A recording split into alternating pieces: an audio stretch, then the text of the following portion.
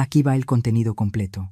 Cuando mi hija me dijo esas palabras en el medio del restaurante, delante de todos, frente a las camareras, frente a los otros clientes, me quedé sin aire.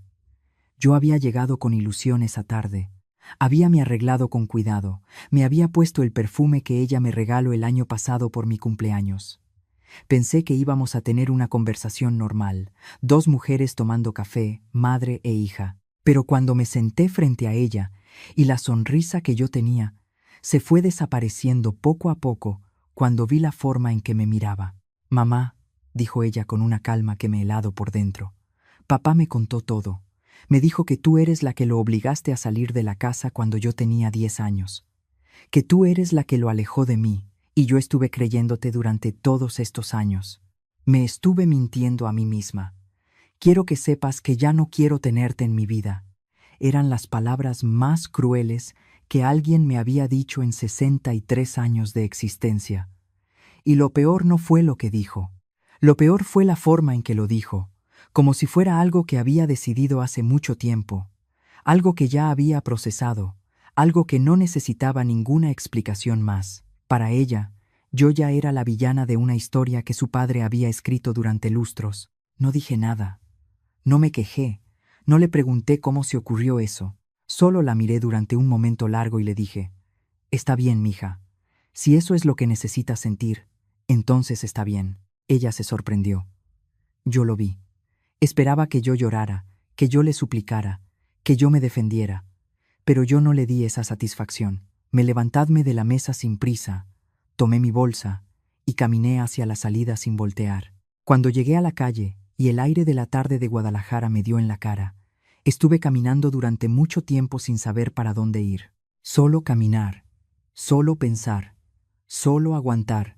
Esa noche llegué a mi departamento pequeño que yo pago con mi trabajo de costura. Me senté en la silla que siempre es la mía, la que tiene la vista hacia la ventana, y me quedé mirando la oscuridad afuera durante horas.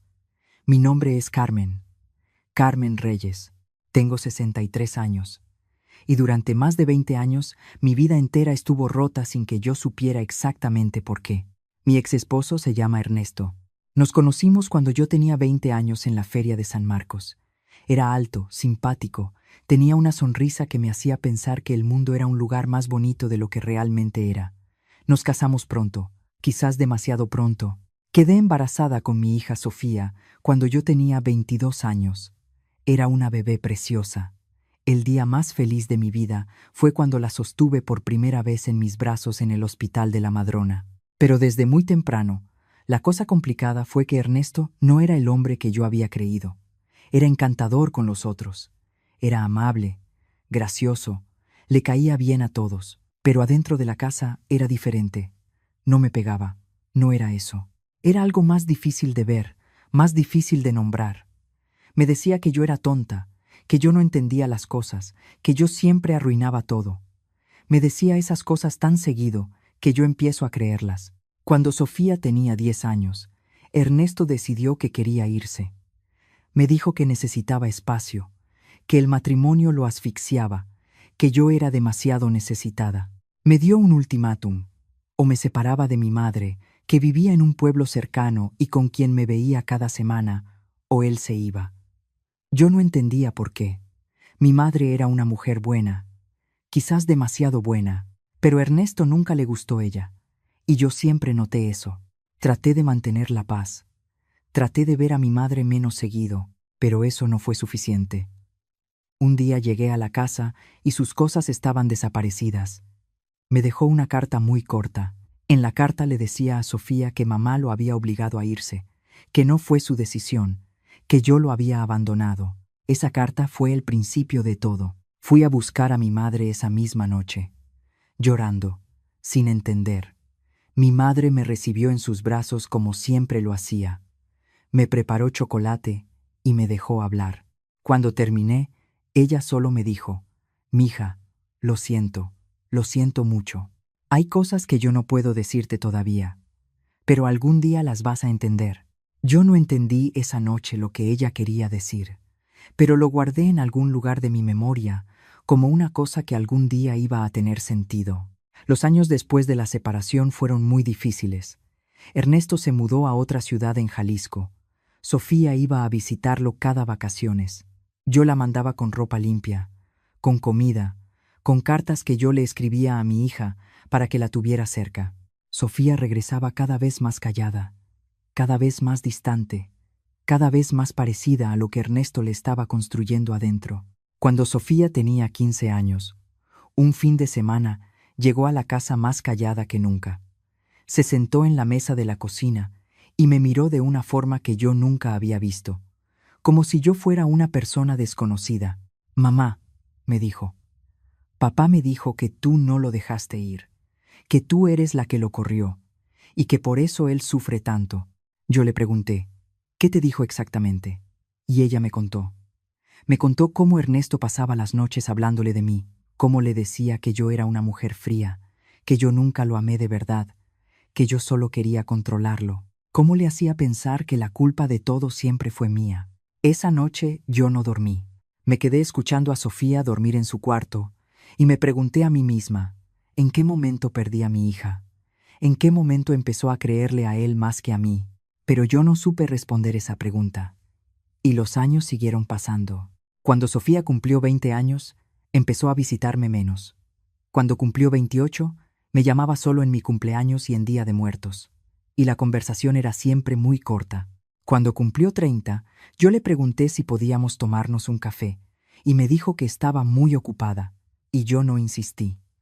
Porque no quería ser la madre que obliga. No quería ser lo que Ernesto me había dicho que era. Así llegué a los 63 años. Sola, cosiendo, viviendo en un departamento pequeño que tiene una vista que me gusta por las mañanas cuando el sol entra por la ventana, hablando con mi madre que ya no estaba viva, sino en una foto vieja que yo tengo en la mesa de la sala. Y ese día en el restaurante, cuando Sofía me dijo que ya no quería tenerte en mi vida, yo pensé, ya lo perdí para siempre. Es lo último. Ya no queda nada. Pero me equivoqué, porque 3 días después recibí una llamada de un número que no conocía. Era una voz de mujer, jóvenes, nerviosa. ¿Habla con doña Carmen? Sí, soy yo. Doña Carmen, yo soy Valentina. Soy la sobrina de su madre, de doña Lucía. Necesito hablar con usted de algo importante, algo que encontré en las pertenencias de mi abuela cuando ella falleciera hace unos años. Mi abuela me dijo que si algún día necesitaba comunicarme, que yo llamara a usted. Me quedé en silencio. Mi madre había fallecido hace 15 años. Después de eso, yo perdí contacto con la familia de ella, porque nos mudamos y la vida se complica así. ¿Qué encontró?, le pregunté con la voz temblando. Encontré una caja, doña Carmen. Una caja que tiene sus cartas. Las cartas que usted le escribía a mi abuela durante muchos años. Y junto con las cartas hay otros documentos. Cosas que mi abuela guardó con mucho cuidado. Me dice en una nota que estas cosas son para usted, solo para usted, y que las debo darle cuando la necesite más. Sentí como si el suelo se abriera debajo de mis pies. Las cartas. Durante años, cuando la soledad era demasiado grande y no tenía a nadie con quien hablar, yo le escribía a mi madre. Le contaba todo. Le contaba los miedos que tenía, las cosas que Ernesto me decía, los sacrificios que hacía para que Sofía pudiera estudiar. Le contaba los secretos que guardaba sin poder decirle a nadie. Mi madre me respondía en persona, cuando la visitaba, pero yo le dejaba mis cartas en la casilla de su casa cada vez que pasaba por el pueblo. Ella las guardó todas. Le pedí a Valentina que me mandara la caja. Me mandó una foto primero para que yo confirmara que sí era lo que pensaba. Cuando vi la foto de esa caja vieja, con la tapa medio rota y con un papel encima que decía, «Para mi Carmen, cuando la necesite», en la letra de mi madre, lloré durante 1 hora sin poder parar. La caja llegó 3 días después. La abrí en la mesa de mi sala, con las manos temblando. Adentro estaban todas mis cartas, amarillentadas, algunas con las esquinas dobladas, como si mi madre las hubiera leído muchas veces. Y debajo de las cartas había un sobre grande, sellado, con mi nombre escrito en la letra de mi madre. Lo abrí con cuidado. Adentro del sobre había una carta muy larga de mi madre. Y junto con la carta había un estado de cuenta de un banco.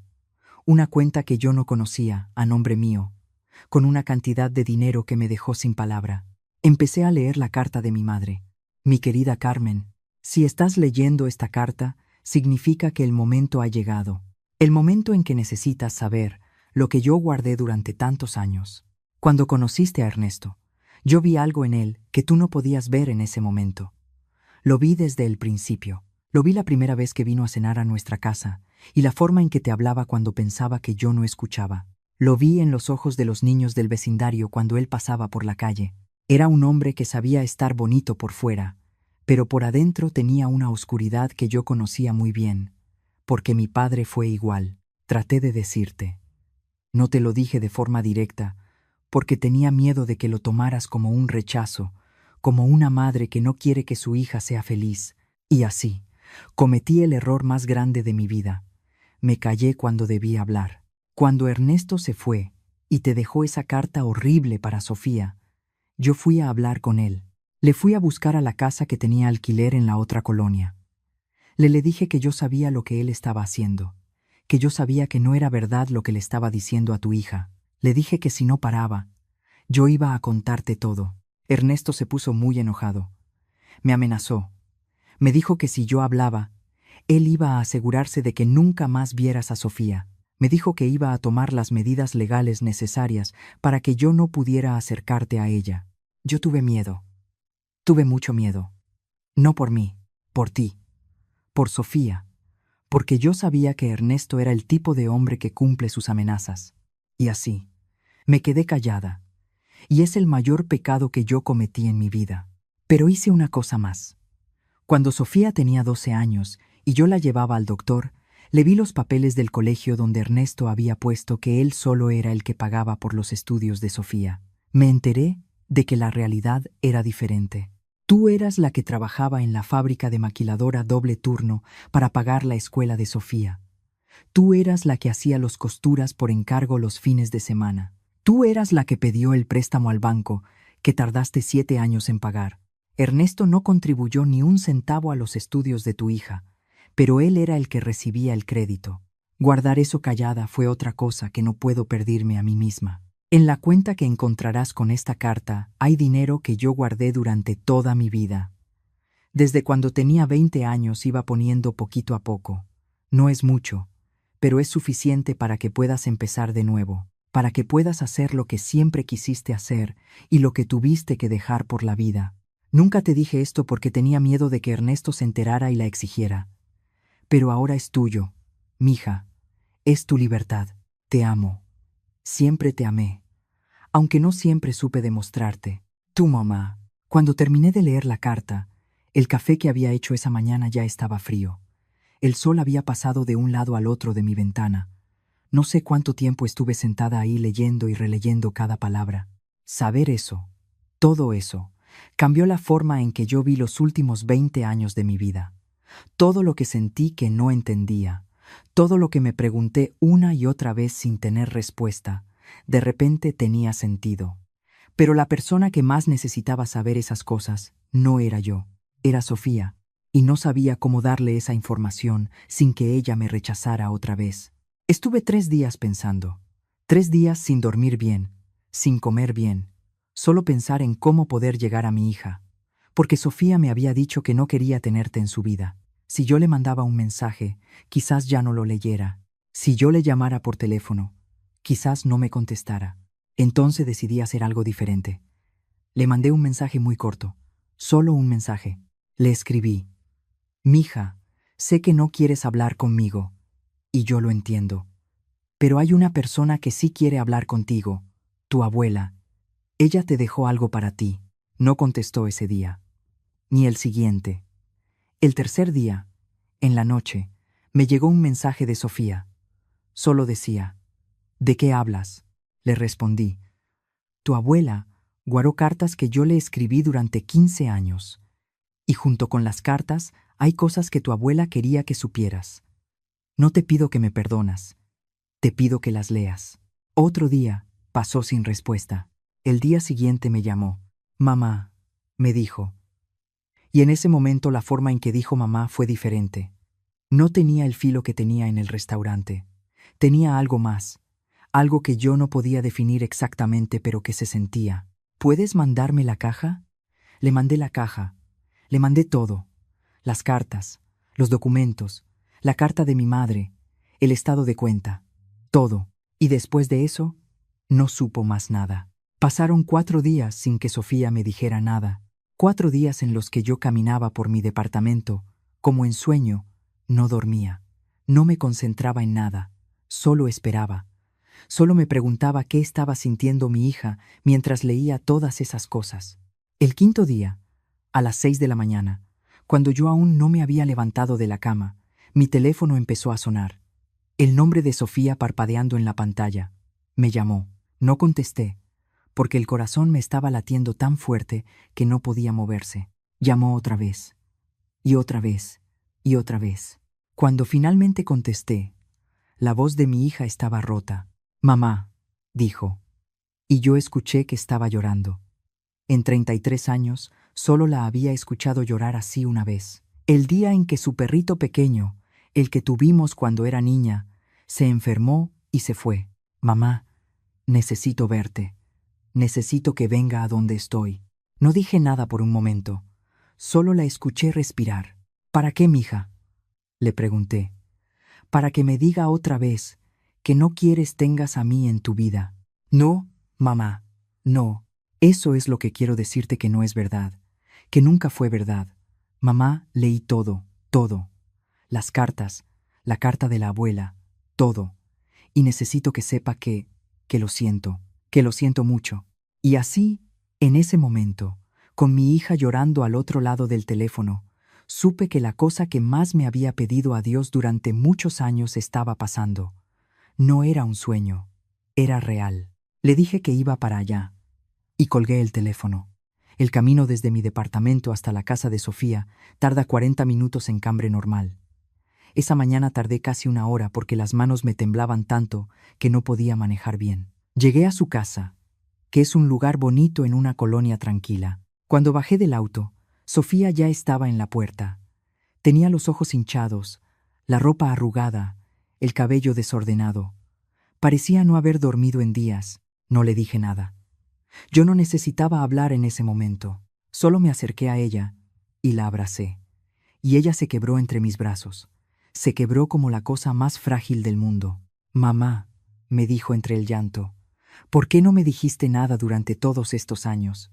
Le respondí suavemente, «porque no quería que mis palabras la lastimaran más, porque no quería obligarte a sentir algo que no estabas lista para sentir, mija». Nos sentamos en el jardín de su casa, en 2 sillas que ella tiene afuera, y estuvimos ahí durante mucho tiempo. El sol estaba alto y hacía calor, pero ninguna de las dos quiso entrar adentro. Era como si necesitábamos estar en ese lugar abierto para poder respirar mejor. Sofía me contó lo que había pasado durante esos 4 días, que yo no supo nada. Me dijo que cuando recibió la caja, lo primero que hizo fue leer las cartas que yo le había escrito a mi madre. Leyó todas, una por una, y con cada carta que leía, la forma en que ella había visto su propia historia iba cambiando. En una de las cartas yo le había contado a mi madre cómo trabajé en la maquiladora durante el día y hacía costuras en la noche para poder pagar los estudios de Sofía. Le había contado cómo Ernesto me decía que no alcanzaba el dinero, que la escuela que Sofía había elegido era demasiado cara, que debería ir a una más barata. Y yo no le hice eso. Le busqué la forma de pagar, porque mi hija había trabajado tanto para entrar a esa escuela y yo no iba a ser la persona que le quitara esa ilusión. «Mamá», me dijo Sofía, «papá me dijo durante toda mi vida que él fue quien pagó mis estudios. En mi graduación, cuando le agradecí por todo lo que había hecho por mí, él me aceptó ese agradecimiento sin decir nada, sin mencionar que en realidad eras tú quien se había rompido la espalda por eso». Las lágrimas me bajaban por la cara, pero yo no las limpiaba. Dejé que bajaran. Sofía siguió hablando. Me contó que después de leer las cartas, llamó a su padre. Le confrontó con todo lo que había descubierto. Le exigió que le dijera la verdad. Al principio Ernesto intentó negar todo. Le dijo que mi madre había sido una mujer que siempre me puso en mal lugar, que las cartas podían ser inventadas, que no eran verdad. Pero cuando Sofía le dijo que tenía los documentos del banco, que tenía la prueba de que yo había pedido un préstamo para pagar sus estudios, Ernesto se quedó callado por un momento largo. Y después de ese silencio, me dijo Sofía: papá se rompió. Me dijo todo, mamá. Me dijo que siempre había estado buscando a otras mujeres desde que yo tenía 5 años. Me dijo que nunca te amó de verdad. Me dijo que se casó contigo porque la familia lo presionó y porque estabas embarazada. Me dijo que durante todo el matrimonio se sintió atrapado. Esas palabras me dieron algo que yo no esperaba: alivio. Después de tantos años preguntándome qué hice mal, qué me faltó, por qué no fui suficiente, finalmente tuve la respuesta. No fui yo, nunca fui yo. El problema siempre fue él. Le agradecí a Sofía por contarme eso, y la sorprendió que yo no estuviera más triste. No estoy triste, mija, le dije. Estoy libre. Por primera vez en mucho tiempo, estoy libre. Pero la conversación no terminó ahí. Sofía se quedó callada por un momento, y después me dijo algo más que yo no esperaba. Mamá, hay algo más que necesito decirte. Algo sobre lo que pasó cuando yo tenía 10 años, cuando papá se fue. Le miré en los ojos y esperé. Ese mismo año, cuando papá se fue, yo iba a visitarlo los fines de semana a la otra casa. Y un día, cuando yo tenía 11 años, llegué antes de lo que me esperaban. Llegué sorpresa porque quería ver a papá. Y cuando llegué, la puerta estaba abierta, y yo entré sin golpear. El aire en ese jardín cambió.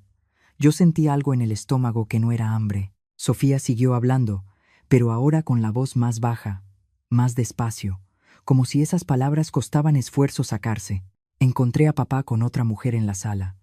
No estaban haciendo nada malo exactamente, pero la forma en que estaban juntos, la forma en que él la miraba, yo supe en ese momento que esa mujer no era una amiga. Yo tenía 11 años, mamá, pero yo no era tonta. El silencio que siguió fue muy denso. Sofía tragó saliva y continuó. Papá me vio. Se puso muy serio. La mujer se fue inmediatamente. Y después papá vino a hablar conmigo. Pasó mucho tiempo hablándome. Me dijo que lo que yo había visto no era importante. Me dijo que sometimes los papás necesitan amigos especiales y que yo no debía contarte nada porque me vería muy triste.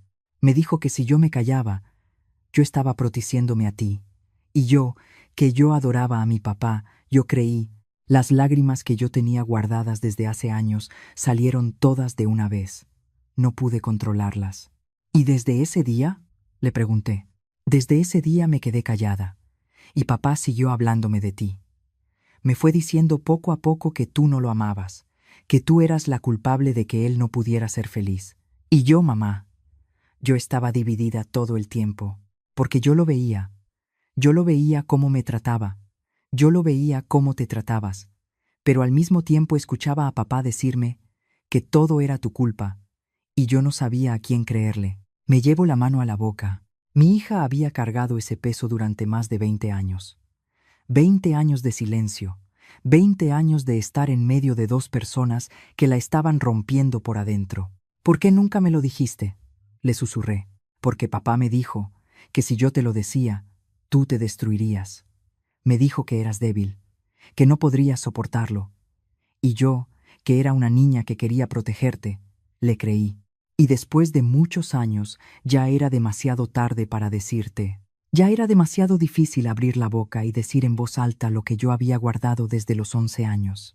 Y las cosas que te dije en el restaurante. Le pregunté en medio del llanto. ¿Las pensaste en verdad? Sofía bajó la mirada. En ese momento sí. En ese momento yo estaba tan enojada contigo, mamá, pero ahora sé que ese enojo no era contigo. Era contra papá. Pero yo no podía estar enojada con papá, porque eso significaba aceptar que yo había sido su cómplice. Y eso era demasiado difícil de aceptar. Era más fácil culparte a ti. Sus palabras me golpearon con una claridad que yo nunca había sentido. Durante años me pregunté por qué mi hija me miraba con esa frialdad, con esa hostilidad que yo no entendía. Y ahora tenía la respuesta. Estuvimos en ese jardín durante horas. El sol fue bajando poco a poco.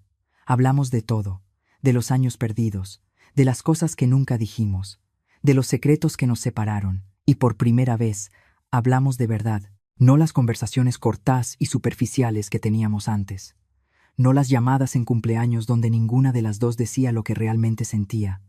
Hablamos de lo que importaba. Cuando el cielo empezó a ponerse naranja, Sofía se fue a la cocina y volvió con 2 tazas de café. Se sentó al lado de mí y me tomó la mano. «Mamá», me dijo, «necesito tiempo. No puedo decirte que todo está bien de un día para otro. Hay mucho dolor que yo necesito procesar. Pero quiero intentarlo. Quiero que salgamos de esto juntas». Le apreté la mano. «No tienes que pedirme perdón hoy, mija, ni mañana. Pero estoy aquí. Siempre estoy aquí». Los días que siguieron fueron de reconstrucción. No fue fácil. No fue un proceso rápido. Hubo noches en que Sofía me llamaba llorando, días en que no hablábamos, momentos en que yo no sabía si iba a poder aguantar tanto dolor. Pero seguimos hablando, seguimos intentando. Una semana después de esa mañana en el jardín, Sofía me llamó con una noticia que yo no esperaba. «Mamá», me dijo, «hablé con papá. Le dije que sé todo. Le dije que leyó las cartas, que leyó la carta de la abuela, que habló conmigo. Le dije que ya no lo voy a hablar con él por mucho tiempo». «¿Y qué dijo?», le pregunté. Se quedó callado. Solo colgó el teléfono. Y así, Ernesto quedó fuera de nuestra vida. Sin dramas, sin escándalo, solo salió. Como alguien que sabe que ya no tiene más lugar donde estar. Un mes después de esa tarde en el restaurante, Sofía me invitó a cenar. Solo nosotras, en un lugar pequeño cerca de su casa en Guadalajara. Cuando llegué, me estaba esperando en la entrada con un ramo de flores, marigold, cempasúchil, las flores que en noviembre ponemos para los muertos, pero que ella eligió en ese día de marzo. Para la persona que nunca se fue, me dijo al entregármelas. Para la mamá que yo ya no reconocía. Nos sentamos a cenar y hablamos durante mucho tiempo. Me preguntó sobre mí, sobre mis sueños, sobre lo que yo quería hacer con el resto de mi vida. Nadie me había preguntado eso en mucho tiempo. Nadie me había preguntado qué quería yo, Carmen, aparte de sobrevivir. Cuando llegué a mi departamento esa noche, me senté en mi silla y me quedé mirando la ventana por donde ya estaba la oscuridad. Pero esa oscuridad se sentía diferente, se sentía más liviana, como si algo pesado que yo llevaba en los hombros durante muchos años, finalmente se le estaba poniendo más ligero. Unos días después, mientras yo estaba revisando los papeles que mi madre me dejó en la caja, encontré algo que no había visto al principio. Atrás de los documentos del banco había un papel doblado. Era una hoja del registro de la escuela secundaria. Era el mío, mi registro académico de cuando yo tenía 8 años. Y en la parte de abajo había un sello oficial que decía: «Aceptada, programa de estudios de enfermería. Becada». Me quedé mirando ese papel durante mucho tiempo. Cuando yo tenía 8 años, antes de conocer a Ernesto, yo había soñado con estudiar enfermería. Quería ayudar a la gente. Quería hacer algo que tuviera sentido. Pero cuando quedé embarazada con Sofía y me casé, ese sueño se fue enterrando poquito a poquito hasta que un día ya no lo recordaba.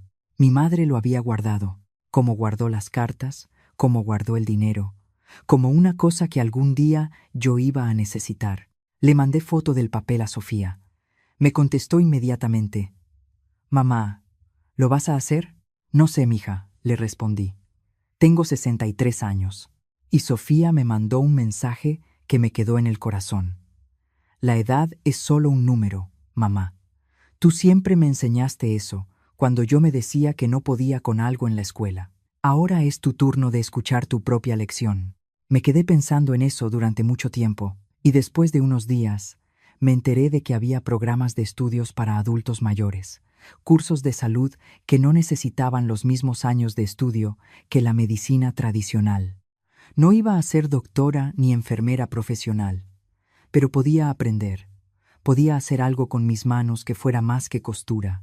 Me inscribí en un programa de técnica en salud para adultos. Cuando recibí la carta de aceptación, lloré. No de tristeza, de una alegría que yo no sabía que todavía podía sentir. El primer día de clase fue terrorífico. Llegué al salón rodeada de estudiantes que podrían ser mis nietas.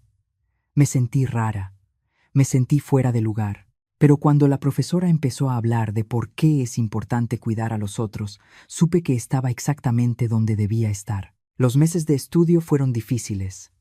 Había noches en que no dormía estudiando.